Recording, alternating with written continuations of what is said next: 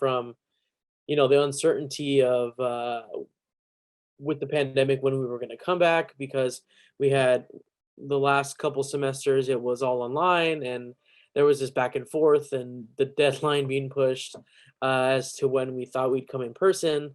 um, so I was at that point where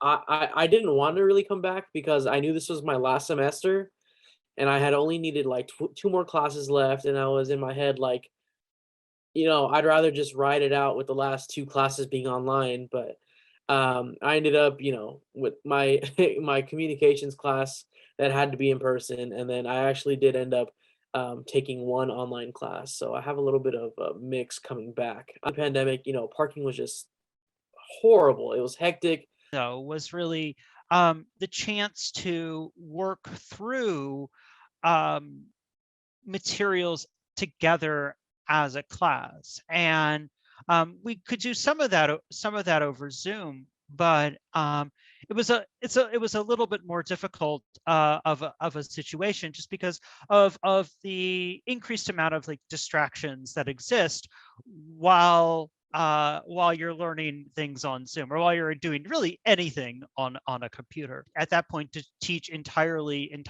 person.